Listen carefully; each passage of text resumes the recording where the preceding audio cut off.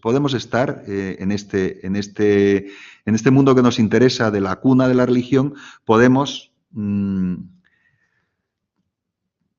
aceptablemente utilizar los san como nuestros introductores.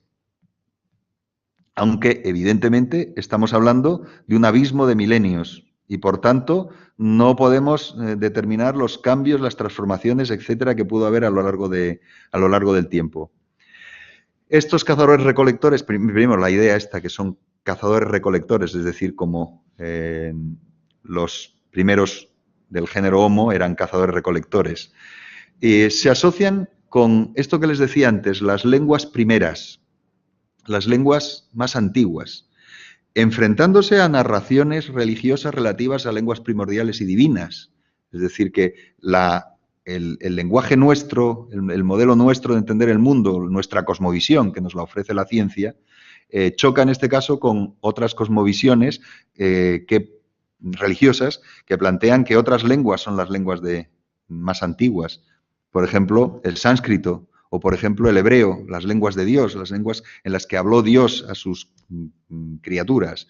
En cambio, con la ciencia lo que nos acercamos es a eso, a esta construcción de unas lenguas un poco particulares, como son estas que vemos, que además tienen unas características muy curiosas y chocantes, ¿no? Son lo que se llaman lenguas de clic, que chocaron enormemente a los primeros que las trabajaron. Por ejemplo, Bleek, que por si les interesa, lo tienen en su recopilación. Es una recopilación muy curiosa, la que les voy a citar ahora. La tienen publicada por la UNAM. Les voy a dejar un momento de compartir esta pantalla. Y les voy a enseñar el libro, que es este que tienen ustedes aquí, que pueden ver, que se llama Especímenes de folclore bosquimano, de Bleek y Lucy Lloyd. En Especímenes de folclore bosquimano, seguido de unas palabras que escribió Elias Canetti, Presentimiento y metamorfosis entre los bosquimanos. ¿Qué es lo que cuenta este libro que nos resulta probablemente muy, muy interesante y nos toca? A pesar de que son datos que tienen 100 años, son datos recopilados de las canciones de los bosquimanos y de las leyendas de los bosquimanos. Elias Canetti le interesa muy, muy particularmente, porque le atrae notabilísimamente una de las partes de lo que dentro del bloque que llaman costumbres y supersticiones denomina presentimientos bosquimanos. Los presentimientos bosquimanos, ¿en qué consisten? Pues nos van a introducir en algo que luego veremos y que intentó desarrollar Lewis Williams, la posibilidad de la transformación. Por eso Elias Canetti denomina presentimiento y metamorfosis entre los bosquimanos. ¿Qué es lo que cuenta en esta narración bosquimana que tiene, como les digo, ciento y pico años? Pues cuenta cómo el bosquimano presiente ciertas cosas. Presiente, por ejemplo, una de las que cuenta, presiente que su padre viene, porque siente una herida que tiene su padre, siente en su cuerpo esa herida, que no la tiene él, es una herida de caza que tuvo su padre, pero por medio de que nota esa herida, presiente que llega a su padre, manda a sus hijos y les dice: que no me creéis, subid y a ver si viene. Y efectivamente viene su padre. Pero de la misma manera presiente al animal y presiente la sangre del animal. Es decir, que presiente que va a cazar el animal y que va el animal a morir a sus manos. Lo presiente. Pues ese juego curiosísimo, interesantísimo, que nos puede llevar a rozar ese mundo que aparece en tantos contextos mitológicos, en el mundo griego, el mundo de la transformación, de la metamorfosis de quién, de una persona en cierto modo en un animal o de una persona en otra persona. Y ese es el planteamiento que encontramos en este curiosísimo libro, que lo tienen publicado, como les digo, en nuestra lengua, en español, por la UNAM, la Universidad Nacional Autónoma de México. Y también estábamos hablando de las lenguas, el San. El San es una lengua de clic y una de las cosas que aparece aquí es bien indicado, este fenómeno extraño que está totalmente alejado de nuestras formas de expresión. Nosotros no tenemos esas lenguas de clic, pero ellos sí. Y lo que plantean es que es una de los modos más antiguos de manifestación de la lengua, ¿no? ¿Y qué clic hay? Pues aquí, como es necesario, porque muchas de las narraciones vienen con las palabras correspondientes, y las palabras correspondientes son el intento de transliterar el sonido de la lengua bosquimana, pues entonces tenemos toda una serie de chasquidos o clics, ¿no? El clic dental, el retroflejo, el lateral, el palatal, el labial, o sea, 5 sonidos de clic que son, pues, como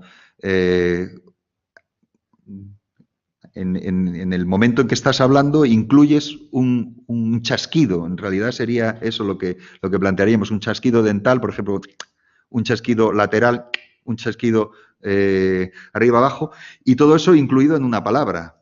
Por ejemplo, los kun tienen nosotros lo llamamos kun, pero en realidad necesitas un chasquido delante, que es uno de los grupos de San. Tiene un chasquido primero delante, que es un chasquido, si no me equivoco, dental. Entonces tienes que decir, yo no sé hacerlo, pero vamos, los lingüistas, los que saben hablarlo, distinguen todo eso y distinguen las aspiraciones, distinguen toda una serie de procedimientos que son procedimientos distintos a como nosotros funcionamos con nuestras vocales, nuestras consonantes, porque incluyen unos sonidos distintos que son, por otra parte, unos sonidos que parecen como muy antiguos, ¿no? Y eso es lo que en parte ha llevado a esta convergencia, como pueden ver, entre lo que decía la lingüística en relación con los San y lo que ahora está diciendo la ciencia y muy particularmente la ciencia dura, digamos, la genética en relación con los San. ¿Para qué nos sirve el trabajo con los San en este contexto? Pues nos introduce 2 contextos religiosos fundamentales. El contexto religioso de los primeros especialistas en la religión. Este sería uno de ellos. Y el segundo contexto que nos introduce es el de los primeros ritos estructurantes, los ritos sociales. Es decir, que nos permite adentrarnos en la determinación de estos especialistas religiosos, gente que tiene una capacidad especial reconocida por el resto del grupo en relación con lo religioso, y luego los ritos que estructuran la sociedad. Y esos ritos luego lo vemos, ¿no? Pero tienen que ver con la aceptación de un nuevo miembro, ritos de nacimiento, los ritos de iniciación, que los San tienen ritos de iniciación de varones y ritos de iniciación de mujeres, luego los ritos matrimoniales, que en el caso de los San no son muy desarrollados, y los ritos en relación con la muerte, los ritos funerarios. Empezamos con el primeros especialistas en lo religioso y volvemos a lo que estuvieron viendo con Miguel Ángel. Los San son elementos clave en la conformación de una hipótesis que ahora tiene mucho peso, que es la del chamanismo prehistórico. O sea que nos interesan los San a la hora de intentar pensar cómo debieron de ser los chamanes de la prehistoria. ¿A quién estamos siguiendo? Pues el libro célebre de Jean-Claude y David Louis Williams, que lo tenemos traducido al español, Los chamanes de la prehistoria, Barcelona, Ariel, 2001. Este libro tiene una primera edición en francés de 1996 y luego una segunda de 2001, que es la que se ha traducido al español, que incluye todas las respuestas a la polémica que puso en marcha esta obra. Porque, ¿qué es lo que hace? Klotz es un especialista en prehistoria europea, pero Louis Williams es un especialista en la prehistoria y los San también, pero la prehistoria de Sudáfrica y los San.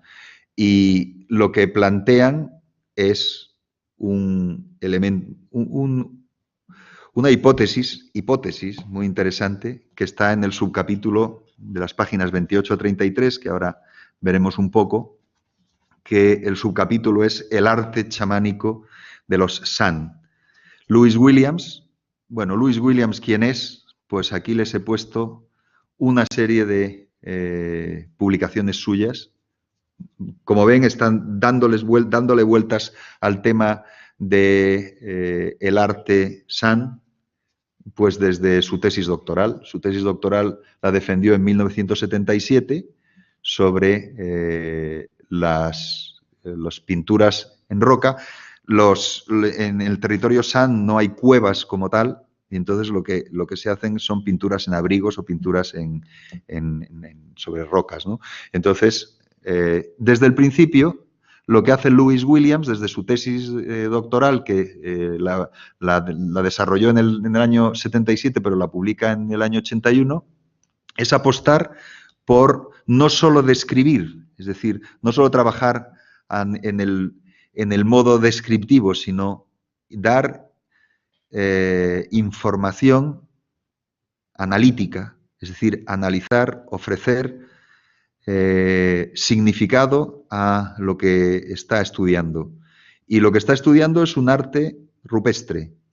Y ese arte rupestre, para él, tiene un significado determinado. Y ese significado para él es cultos chamánicos. Luego veremos si nos vale o no nos vale, porque para mucha gente no le ha valido, ¿no? Pero cultos chamánicos. Tiene libros que son específicos, bueno, más en su tesis ya hay un intento de explicación. Believing and seeing, hay la idea de que hay una visión detrás del arte prehistórico. No es arte del arte de los San, no es arte por el arte. Además, él dice, bueno, todavía se recuerdan los últimos pintores San, o los que pintaban las cuevas, los abrigos. Todavía se recuerdan lo que decían y no es arte por el arte, tiene otro significado y ahora vemos cuál es el que él plantea. Bueno, pues toda una serie de obras, el 83, el 90, el 91, Bushman, un libro específico sobre los bosquimanos en general, con Dawson también, Images of Power, imágenes de poder, y comprendiendo el arte San en rocas, ¿no? En abrigos. Con Klotz, el que estamos viendo, les chamans de la préhistoire, el de los chamanes de la prehistoria, da un salto, da un paso, que es la inclusión no solo basándose en la interpretación sobre los San, sino dando el paso a la prehistoria. Luego, el que hace con Peirce, del 2004, San Spirituality. Luego, el que hace con Chalice, ¿no? En la misma línea, de un desciframiento de lo que son las pinturas San, ¿no? Y luego, este último de 2016, Mito y Significado, el folclore de los San, bosquimanos San, en un contexto global. Entre medias tiene varios libros más, mucho más generales. Louis Williams tiene un interés muy particular por todo lo que tiene que ver con lo que podríamos llamar neurociencias, ¿no? o el análisis neurocientífico de todo este asunto, ¿no?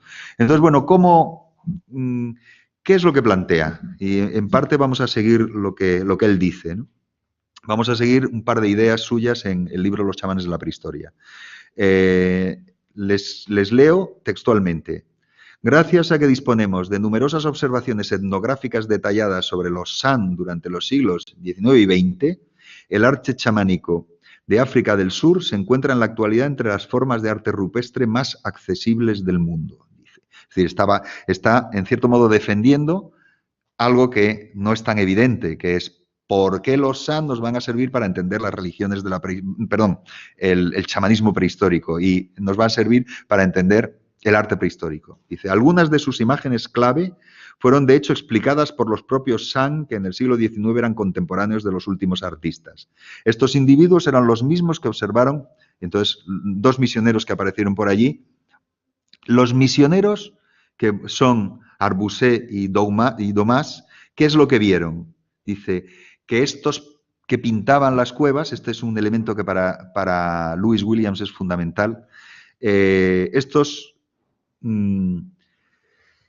dice, los observaron los misioneros Arbuset y Domas y seguramente otros personajes, no solo los que pintaban, estos que pintaban, sino otros más, mientras danzaban hasta caerse al suelo sangrando por la nariz. Es decir, que hacían unas danzas extáticas, danzaban hasta que empezaban a sangrar por la nariz y caían en trance.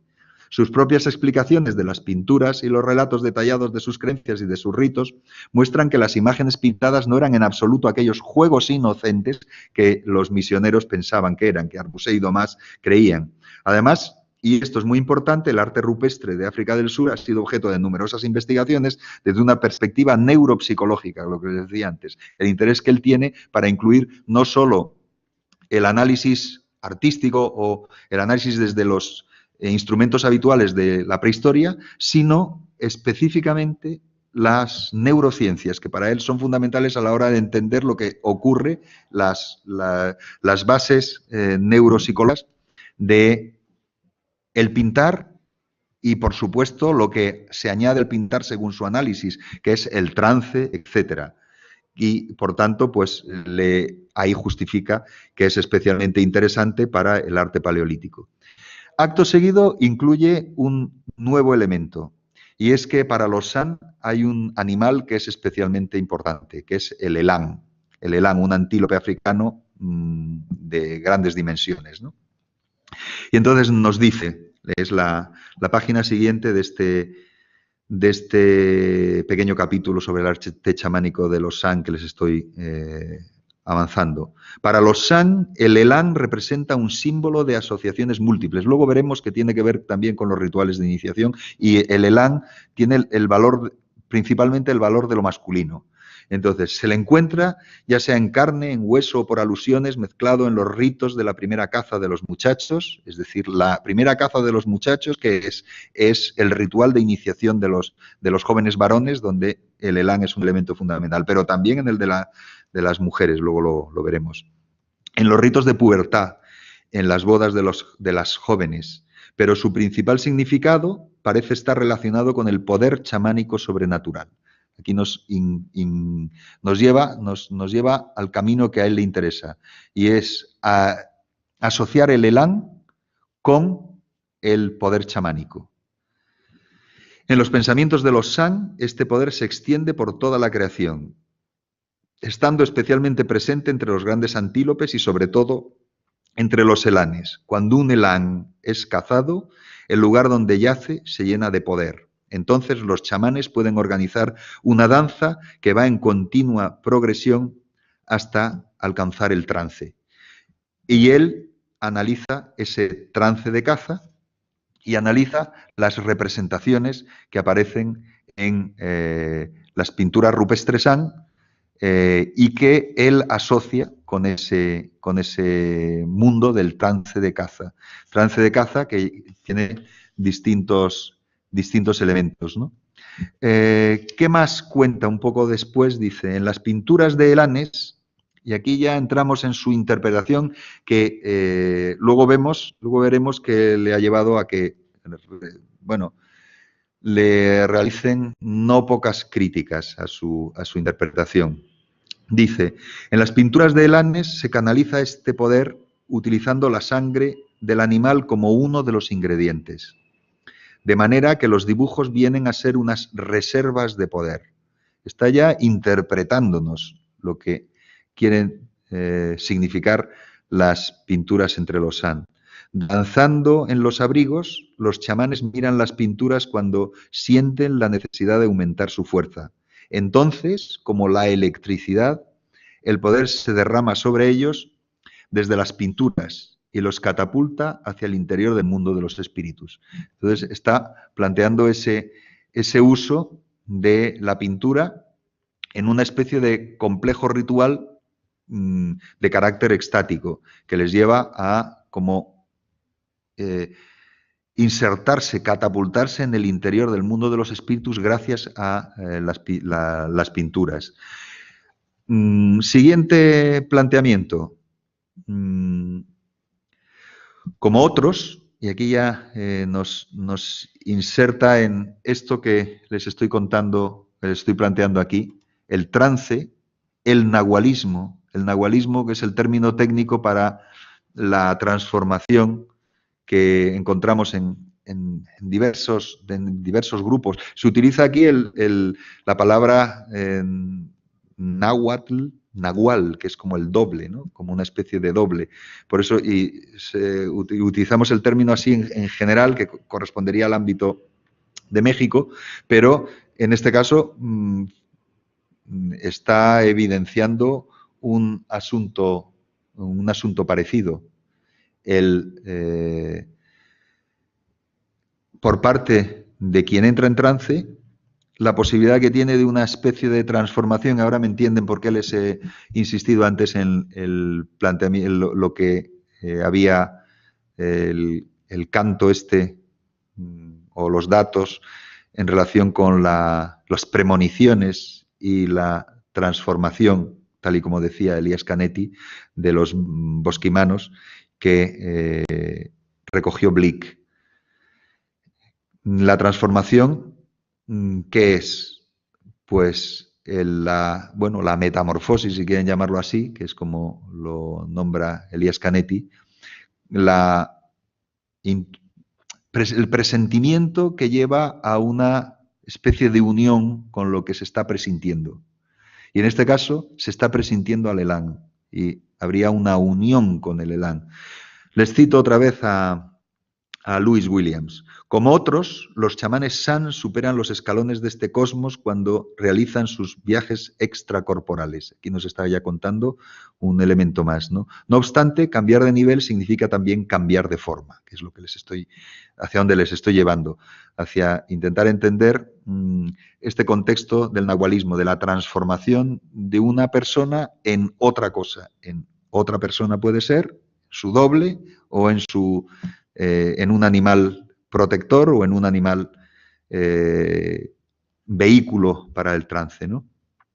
No obstante, cambiar de nivel, como les decía antes, significa también cambiar de forma. Una de las experiencias más frecuentes mencionadas durante el estadio 3 es la transformación en animal. Son los distintos estadios que él ve de conciencia alterada representados en las pinturas de los San. El estadio 3, ¿qué es? Pues directamente la transformación en este caso, lo que estamos viendo es un Elán. En otros casos son seres mixtos, seres intermedios que no se sabe, entre animales y humanos. En este caso específico les voy a mostrar una de las imágenes que utiliza Lewis Williams para el estadio 3, la pueden ver ahí. La imagen que ven en el estadio 3 es un Elán que está soltando sangre por las narices. Para Lewis Williams, ese acto nos está evidenciando directamente, aquí lo pueden, se lo insisto un poco más, aquí lo pueden ver. El libro que estoy utilizando es Los chamanes de la prehistoria de John Klotz y David Lewis Williams, que está Es un libro relativamente interesante por una parte. Por otra parte, un libro con unos cuantos problemas, y una crítica que no les voy a dejar de ella ahora mismo, en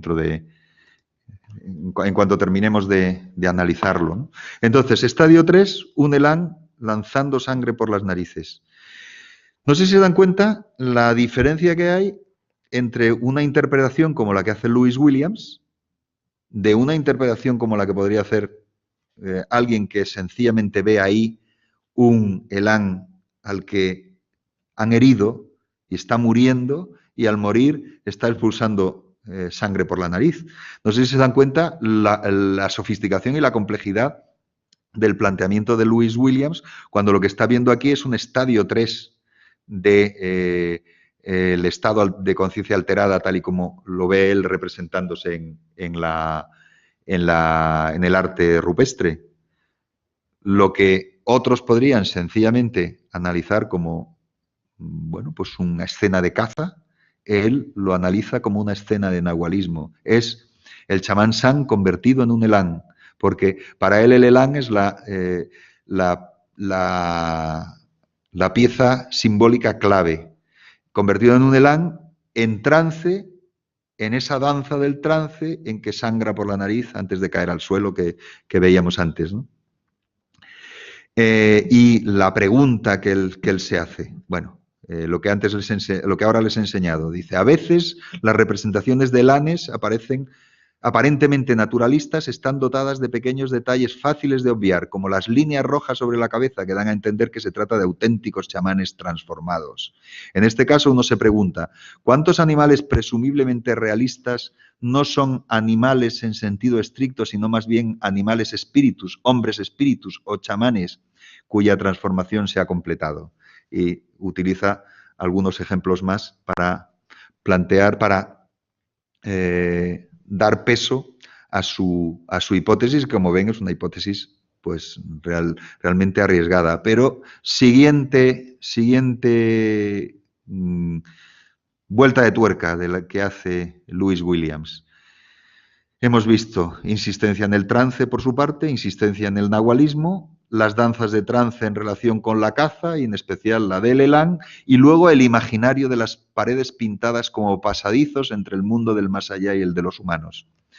Esto que les pongo aquí en el texto lo desarrollamos con las palabras de Lewis Williams al final justo de este capítulo que hemos estado, subcapítulo que hemos estado revisando. ¿Qué dice? A pesar de su realismo, estos murales no eran el resultado de una simple acumulación de imágenes, sino que aportaban sin duda alguna informaciones y una comprensión tangible a los que por sus propios medios no podían entrar en el mundo de los espíritus. Los murales conducían al más allá y constituían verdaderos pasadizos hacia el terreno de los espíritus, una especie de panorama donde los chamanes podían entrar en trance y en el que mezclaban la proyección de sus propias imágenes mentales en 3 dimensiones. Dicho de otro modo, estos complejos murales decorados San eran un conjunto de escenas ordenadas en las que los actores chamánicos con los estados de conciencia alterada se protegían de las imágenes de antiguas visiones, les devolvían la vida y les añadían nuevas percepciones, enriqueciendo así el cosmos chamánico. Aunque creado por un sistema nervioso universal del hombre, por eso le interesa tanto las neurociencias, porque dice esto es un sistema universal, nervioso universal del ser humano, puede aparecer en múltiples lugares, lo que pasa es que los San, como son digamos que lo más antiguo que podemos rastrear, pues es significativo lo que de ellos se extraiga, ¿no? Dice, esta riqueza cósmica se nutre de los elementos propios de una época, de un lugar y de una cultura determinados, que es la pintura específica San. Y el salto siguiente en su planteamiento, que ya conecta con Jean-Claude, es decir, lo mismo que encontramos con los San, lo debíamos de encontrar en Altamira, en Lascaux, etc. Por eso, ¿qué dice? En las pinturas de las cuevas europeas son obras de chamanes.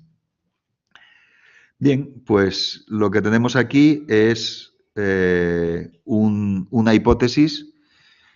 ¿Qué ha pasado con esa hipótesis? Pues que ha tenido fuertísimas críticas a este modelo de este autor, tanto al planteamiento chamánico como en general, el planteamiento chamánico en general y los chamanes en la prehistoria, como los planteamientos sobre los San. ¿Quién ha criticado enormemente? Pues lo interesante de este libro es que tienen ustedes pues 111 páginas. Las 111 páginas primeras son la primera edición, corresponden a la primera edición, y luego empieza la respuesta, que son otras 60 páginas, respuestas a las críticas que se realizaron por parte de diversos especialistas en relación con lo que había dicho ambos, ¿no? Lo que habían planteado. Y aparecen, bueno, pues artículos desde muy al principio, ¿no? Que, bueno, critican sistemáticamente, dicen que no tienen una metodología adecuada, etcétera. Algunos de los que lo criticaron, yo me voy a centrar específicamente en una de ellas, es Roberta Amayón, que es una de las grandes especialistas en chamanismo siberiano, ¿no? Tiene un libro que no se ha traducido al español, que se llama, en la traducción sería La caza del alma, bosquejo de una teoría del chamanismo siberiano, La chasse de l'âme, Esquisse d'une théorie du chamanisme sibérien.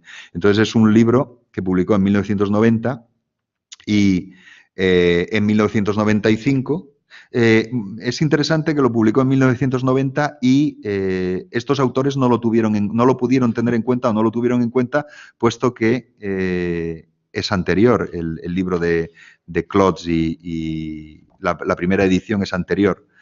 Y luego en 1995 hay un artículo de Amayón, de esta Roberta Amayón, que es en un trabajo común, colectivo de Beff y Eben, variaciones chamánicas, también en francés, que escribe 5 páginas demoledoras que se llaman Para acabar con el trance y el éxtasis en el estudio del chamanismo. O sea que plantea directamente una crítica de base sistemática al trabajo de Louis Williams y al trabajo de Klotz. Es decir, que después de habérselo planteado de un modo, bueno, pues que he intentado con ser lo más fiel posible, incluso citándolo sistemáticamente con sus palabras, después de habérselo planteado, pues también les planteo las fuertes críticas al modelo. Pero también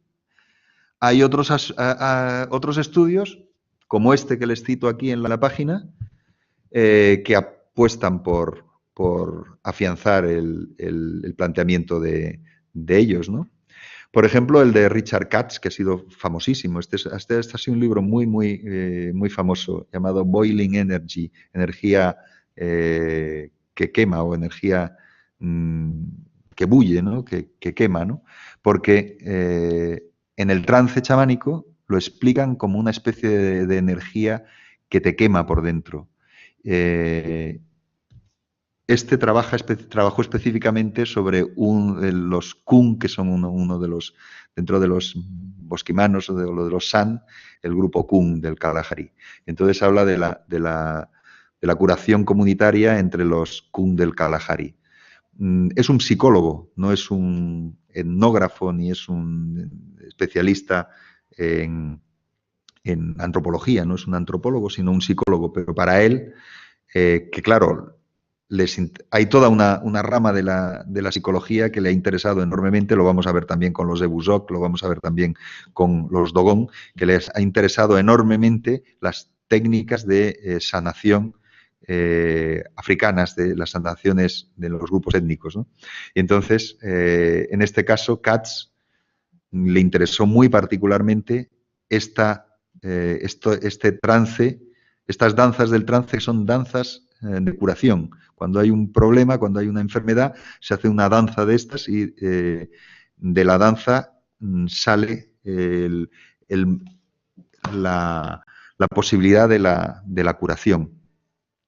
Bueno, siguiente paso a la hora de trabajar con el mundo de los San, lo tenemos en, bueno, otro de los autores, que es Barnard, tiene unos cuantos trabajos sobre los bosquimanos, o los San, y Alan Barnard. Me voy a centrar específicamente en su pequeña introducción a los bosquimanos, Bushmen, de Alan Barnard, y en esa introducción, que es de la que he tomado este mapa para que vean dónde están los Bushmen, los bosquimanos, dónde están los Kun que hemos visto antes, recuerden el acento, los Naro, los Ko, los Wi, todos estos. Dense cuenta que están entre Namibia, Botsuana y Sudáfrica. Este es el territorio principal, que es zona, teóricamente es zona desértica. Entonces, ¿qué nos interesa de lo que trabaja, el planteamiento que hace Barnard?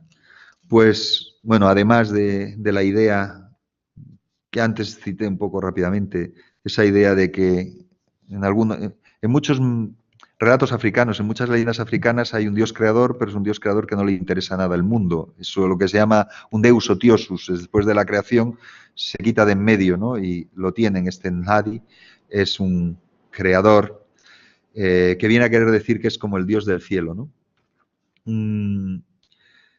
La danza de la medicina es lo que hemos visto antes, que también lo desarrolla un poco Barnard, esta danza medicinal, que ¿qué finalidades puede tener?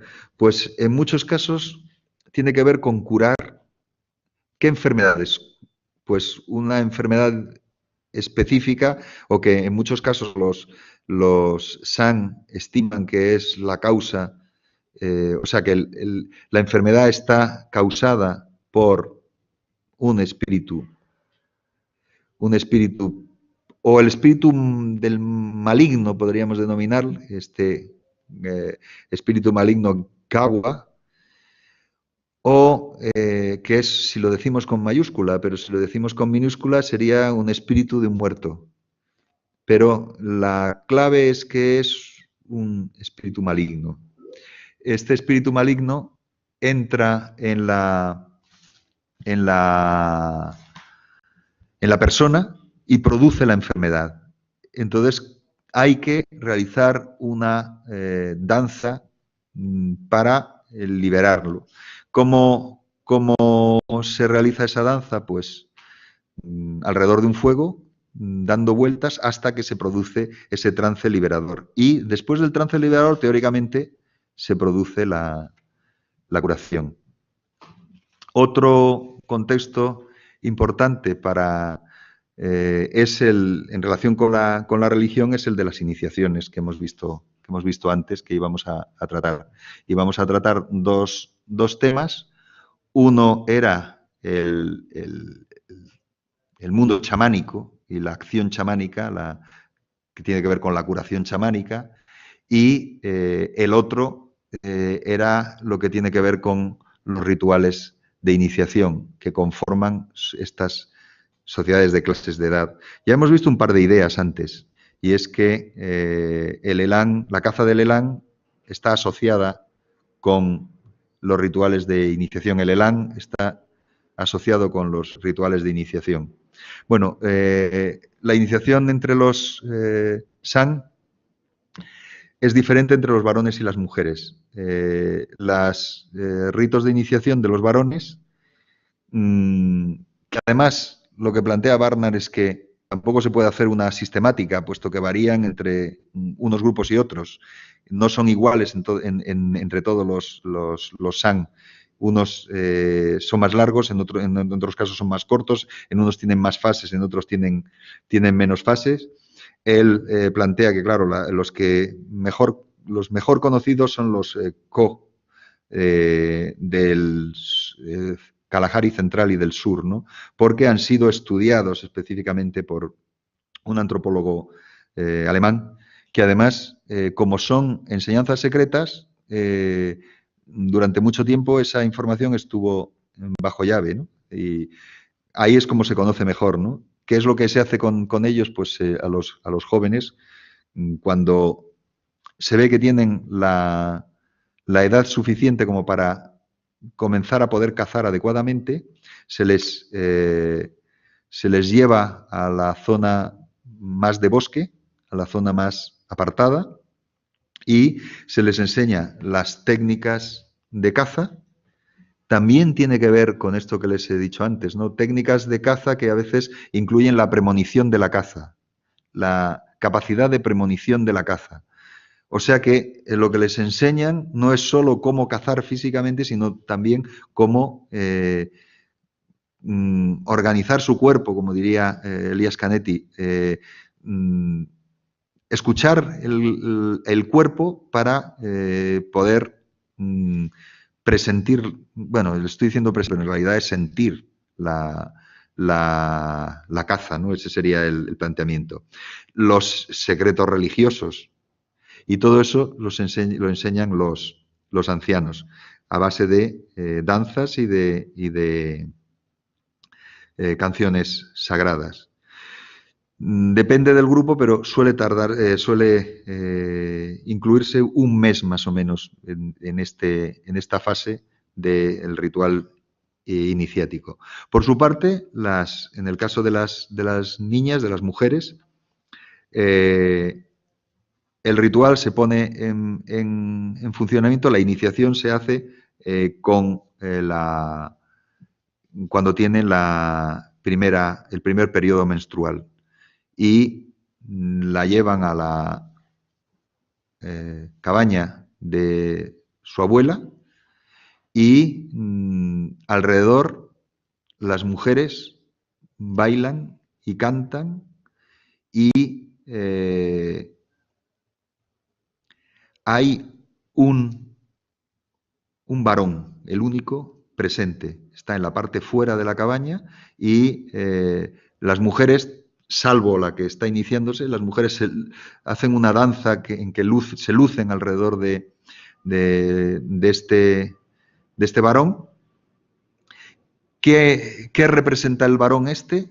Representa al elán, que ya hemos visto que es el elemento clave. Es el elán, ese varón representa al elán, o sea que en cierto modo es como un elán transformado, que a su vez simboliza la sexualidad masculina, en este caso. Entonces, pues simplemente por haber revisado este planteamiento que ven ustedes, ¿qué podemos decir?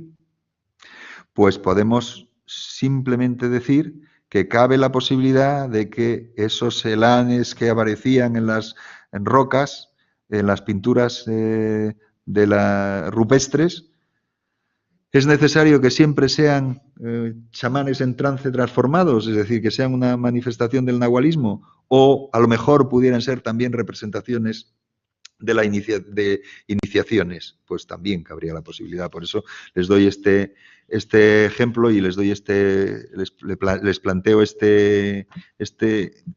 bueno, por lo menos puesta en crítica, ¿no? Les planteo esta crítica en relación con este asunto, ¿no? Hay toda una serie de obras más sobre, bueno, hay muchas obras sobre los San. Aquí que les he puesto como material de estudio, pues para ustedes tienen el artículo, es muy cortito, tiene menos de dos páginas, el de Willemsen, que se llama Khoi en San Religion, en la enciclopedia, en la enciclopedia de las religiones, al modelo de Louis Williams y el material de estudio. Entonces ustedes tienen, vuelvo otra vez a donde me quedé antes, el de Wilson, Khoi en San Religion, en la enciclopedia de las religiones, citan las bibliografías más clásicas, los estudios clásicos, el de Shapira, que es el clásico sobre Khoisan People of South Africa, de Isaac Shapira, del año 30, es una de las etnografías clásicas que se hacía en ese momento, o la de Richard Lee, de los San Kung, ¿no? Y del 79.